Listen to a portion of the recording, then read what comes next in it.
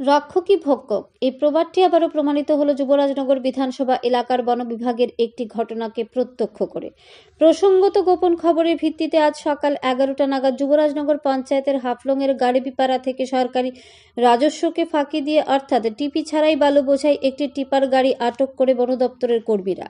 গাড়ি আটকের পরেই গাড়ির মালিক মনোজ গারেবি ও তার ভাই অনুজ গারেবির নেতৃত্বে স্থানীয় কিছু লোক বন দপ্তরের কর্মীদের সাথে বিতর্কে জড়িয়ে জোরপূর্বক অবৈধভাবে বালু বোঝাই গাড়িটির চাবি বন দপ্তরের কর্মীদের কাছ থেকে ছিনিয়ে নেয়। এতে পরিস্থিতি বিশৃঙ্খল হয়ে ওঠে। সঙ্গে সঙ্গেই ঘটনাস্থলে ছুটে যায় ধর্মনগর থানার পুলিশ। অবশেষে প্রায় 3 ঘন্টা পরে প্রশাসনিক চাপে পড়ে গাড়ির চাবি ফিরিয়ে দিলে বন দপ্তর গাড়িটি উত্তর জেলা বন দপ্তরের অফিসে নিয়ে আসে। এর মধ্যে সবচাইতে গুরুত্বপূর্ণ বিষয় হলো অবৈধভাবে বালু বোঝাই গাড়িটির মালিক মনোজ গারেবির ভাই বন দপ্তরের একজন সরকারি কর্মচারী। অভিযোগ, ভাইয়ের দোহাই দিয়েই মনোজ গারেবি এতদিন ধরে অবৈধভাবে বালুর ব্যবসা করে আসতে।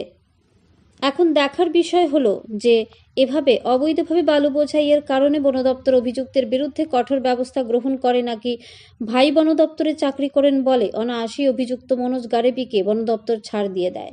আমরা গোপন ভিত্তিতে খবর পাইছি এখানে অবৈধভাবে গাড়ি লুট হয়, প্রতিদিন এরকম লুট হইতেছে। তে আমরা যে গোপন ভিত্তিতে খবর পাইছি এটার ভিত্তিতে আমরা আইসিআইএ স্পটে গাড়ি পাইছি। তখন আমরা গাড়ি লইয়া যাইতেছি, আমরা ঊর্ধ্বতন কর্তৃপক্ষ আছে তারা ডিসাইড করবো কি করণ যায়। কি গাড়ি? Tipper tipper.